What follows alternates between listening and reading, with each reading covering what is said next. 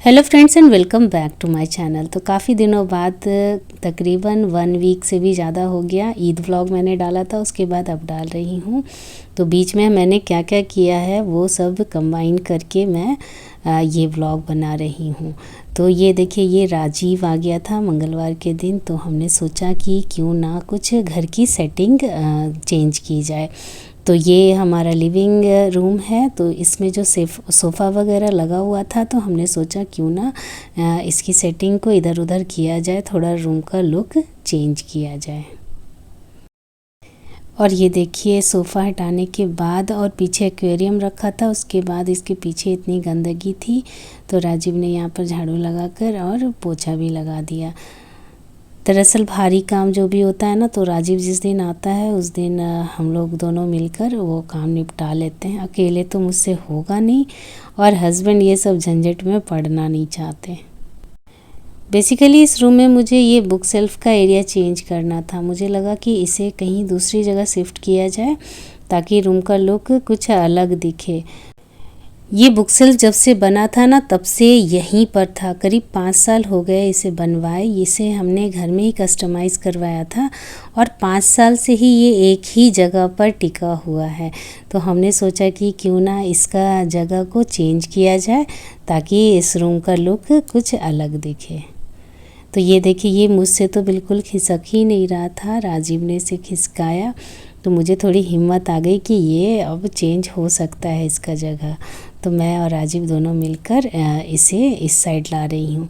तो ये देखिए, ये बीच में सेंटर टेबल था ना, उसे मैंने हटा लिया पहले कि थोड़ा स्पेस मिल जाए इस साइड लाने के लिए इस बुक शेल्फ को। और इसके पीछे का नज़ारा मैं आपको दिखा रही हूँ। ये देखिए, ये करीब 5 साल तक इसी तरीके से एक जगह पर था। तो इसके नीचे झाड़ू वगैरह कुछ भी नहीं जा रहा था, मतलब नीचे बिल्कुल भी स्पेस नहीं है। तो इसके पीछे देखिए कितना ज़्यादा गंदगी जमा हुआ था। हमारे घर में बहुत सारे ऐसे फर्नीचर हैं ना जो बिल्कुल भी खिसकते नहीं हैं, जो हेवी रहते हैं, तो उसके नीचे साफ़ सफाई करना बड़ा ही मुश्किल हो जाता है, आगे पीछे खिसकाना उसे।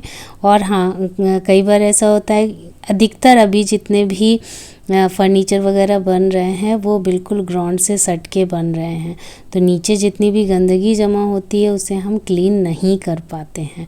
तो कुछ ऐसा ही हुआ हमारे इस बुक शेल्फ के साथ। तो ये देखिए, राजीव ने खिसका दिया है, और ये सामने वाला जो वॉल है ना, जहाँ हम पर्दा टांगते हैं, उस एरिया में वो ले जा रहा है कि यहाँ पे लगाने के बाद ये कैसा लगेगा। तो सबसे पहले हमने इस वॉल का मेज़रमेंट ले लिया, और ये बुक शेल्फ का भी मेज़रमेंट ले लिया था, ये देखने के लिए कि ये इस साइड में एडजस्ट हो पाएगा या नहीं, क्योंकि दोनों का साइज़ ये थोड़ा लंबाई में ज़्यादा था, तो हमें लगा कि इधर गेट लग पाएगा कि नहीं। और इसे खिसकाने के बाद ये देखिए कितनी ज़्यादा गंदगी इसके नीचे जमी हुई थी। इस एरिया को अच्छे से क्लीन करने के बाद हमने सोचा कि यहाँ पर अब हम सोफ़ा को सेट करेंगे।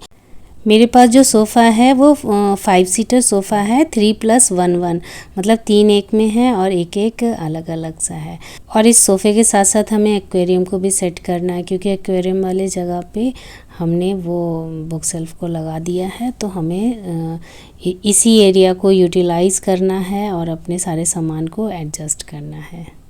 तो कई बार सामान को हम इधर उधर कर देते हैं ना, तो कमरे का लुक ही चेंज हो जाता है, और वो ना अच्छा लगने लगता है। मतलब थोड़ा सा सेटअप चेंज होता है कमरे का, तो वो बिल्कुल न्यू लुक लगता है, और लगता है कि हाँ, थोड़ा नई जगह आ गए हैं हम। तो ऐसे हमेशा बीच बीच में मैं करती रहती थी। पहले तो बहुत ज़्यादा करती थी, मैं अपने सामान के साथ छेड़छाड़ अकेले ही कर लेती थी, बट जब से थोड़ी तबीयत सही नहीं रहने लगी, तब से थोड़ा कम करती हूँ मैं, ये सब पंगा कम लेती हूँ, बट लेती रहती हूँ बीच बीच में। थोड़ा सा राजीव को देख कर भी मुझे हिम्मत आ गई कि चलो राजीव आ गया तो ये काम तो ज़रूर हो जाएगा मेरा। और ये देखिए, सोफ़ा हटाने के बाद ना बड़े वाले सोफ़े के पीछे भी इतनी ज़्यादा गंदगी थी, तो वहाँ पर भी राजीव ने कहा कि लाओ मैं इसे क्लीन कर देता हूँ, क्योंकि बार बार तो फिर सामान हटने से रहा, और सामान अगर हेवी सामान हट रहा है ना, तो उसे साथ के साथ क्लीन कर लेने में ही भलाई है। और ये देखिए, बड़े वाले सोफ़े को तो हमने लगा के देखा तो गेट ही नहीं लग रहा था, खुल रहा था, मतलब मेन गेट नहीं खुल रहा था। तो फिर हमने सोचा कि इस वाले एरिया में छोटे वाले सोफ़े को लगाया जाए। तो छोटा सोफ़ा हमारा 2 पीस में है, तो दोनों पीस भी वहाँ पर नहीं आ पा रहा था। और ये देखिए लगाने के बाद फाइनल सेटअप इस तरीके से बना कुछ, क्योंकि वो देखिए पर्दे के पास हमने वो लगा दिया था अपना बुक शेल्फ, और इस तरफ एक सोफ़ा और ये एक्वेरियम आया, और इस तरफ आया हमारा ये मेन बड़ा वाला सोफ़ा, और छोटे सोफ़े को हमने साइड में लगा रखा है इस साइड से। तो ये ना बिल्कुल सी के शेप में आ गया और बीच में सेंटर टेबल आ गया। तो घर का थोड़ा सा लुक, ये जो लिविंग एरिया है हमारा, उसका लुक थोड़ा सा चेंज हो गया। अब हो गई थी शाम, तो ये जो ईद पर हमने लाया था ना डेली वेयर के लिए सूट, तो हमने सोचा कि क्यों ना इसे सिल लिया जाए, गर्मी का है कॉटन, तो इसे मैं घर पे ही सिल ले रही हूँ। तो ये देखिए ये वाला सूट आप लोगों ने देखा ही होगा, मैंने ईद शॉपिंग में दिखाया था, उसकी अब मैं कटिंग कर ले रही हूँ। सिंपल कटिंग कर रही हूँ मैं, तो सिलाई वगैरह तो मैं घर पे कर लेती हूँ, बहुत हेवी सिलाई तो नहीं कर पाती हूँ, बट हाँ घर पहनने का मैं कर लेती हूँ अपने से सिलाई। तो ये देखिए ये मैंने इसकी कटिंग कर दी, और फ्री टाइम जब भी मिलता है ना, मैं बैठती नहीं हूँ, मैं कुछ ना कुछ पंगा लेती रहती हूँ। तो ये देखिए मेरी मशीन भी थोड़ी ख़राब हो गई थी, बट इसमें मैंने तेल वेल डालकर थोड़ा सा इसकी सर्विसिंग की, और ये बिल्कुल अच्छे से चलने लगा। तो अभी मैं सिल रही थी इसका ट्राउज़र, और उसके बाद मैंने नेक्स्ट डे इसका कुर्ता सिल दिया। तो ये देखिए ये रहा इसका फाइनल लुक, ये बन गया था। तो मैंने सोचा चलो इसको ट्राई किया जाए कि कैसा लग रहा है सिलने के बाद, फिटिंग विटिंग कैसी आई है। तो बिल्कुल परफेक्ट फिटिंग आई थी इसकी, और बाजू वगैरह मैंने थोड़ा थोड़ा ढीला ही सिला है, क्योंकि वज़ू बनाने में ना दिक्कत होती है, और नीचे पैंट भी मैंने थोड़ा ढीला ढीला लूज़ सा सिला है। और ईद के बाद जो तबीयत ख़राब हुई ना, उसमें डिहाइड्रेशन, लूज़ मोशन और उल्टी सी होने लगी थी, तो ये वाला वाटर हमने तैयार किया है। ये है चाय पत्ती और मिश्री का बॉइल्ड वाटर। और पेट ख़राब होने के कारण मैंने ये सादा खाना बनाया था, तो मतलब 3-4 दिनों से बिल्कुल इसी तरीके का खाना मैं खा रही हूँ। तो मैंने लिया था चावल, और ये दही को मैंने छौंक लगाया था हींग, जीरा और राई से, जो कि खाने में बहुत ही यमी लगता है, टेस्टी है वैसे। और ये देखिए ये इतनी सारी दवाइयाँ मुझे मिली है, जो कि अब जाकर ख़त्म हुई है। और साथ में ना खांसी के लिए, बहुत ज़्यादा ही खांसी ने तंग कर रखा था, तो ये किसी ने मुझे बहुत ही बढ़िया नुस्खा बताया था। ये है पीपर, और ये है काली मिर्च, और ये है दालचीनी। इन तीनों को लेना है, और इन तीनों को हल्का सा रोस्ट करना है, ड्राई रोस्ट। उसके बाद इसका पाउडर बनाकर और शहद के साथ 2 से 3 टाइम खाना है। इससे भी काफ़ी राहत मिलती है गले को, और खांसी कफ जो होता है ना, वो उसमें बहुत राहत मिलती है। तो ये वाला पाउडर मैंने बना लिया। 2 बोतल मैंने सिरप पी लिया था, बट कोई आराम नहीं मिल रहा था। लेकिन ये वाला जो मैंने बना कर पिया ना शहद के साथ, बिल्कुल तुरंत रिलीफ हो गया कफ में।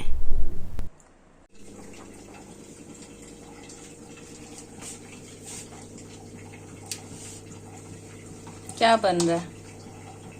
नहीं भाई, जो मिला मैंने डाल दिया। ये दही था गाइस, इसमें मैंने नगेट्स डाले, और ये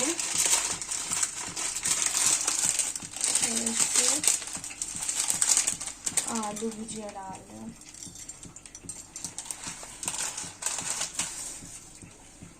हो गया गाइस, डन। दही वाला पेस्ट भी ले लो।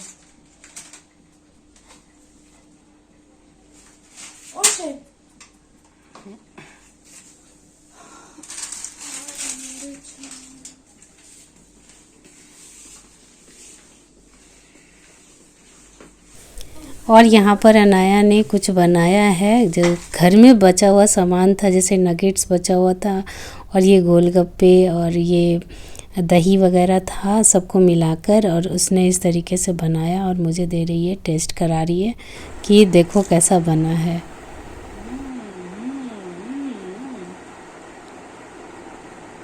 बढ़िया लग रहा है, अच्छा बनाइए। ये देखिए ये भी हमारे पीछे बैठी हुई है।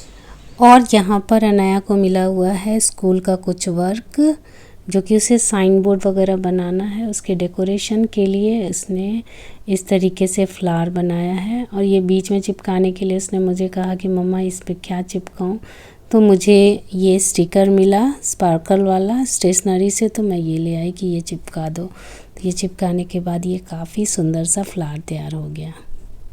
और यहाँ पर देखिए कॉपियों का भंडार लगा हुआ है, जो कि पिछले साल का जितना भी अनाया का कॉपी बचा हुआ था ना, उसमें सभी कॉपी में कुछ ना कुछ पेजेस बच गए थे।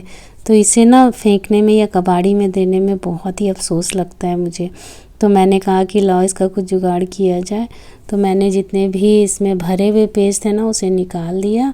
और ये देखिए ये मैंने क्या किया है। और ये कॉपी ना बहुत ही काम आ रहा है हमें रफ़ करने में, क्योंकि अभी मेरे भी पेपर आने वाले हैं, तो मुझे भी ये कॉपी काम आ रहा है और अनाया के लिए भी ये बहुत ही यूज़फुल कॉपी बनकर तैयार हो गया है।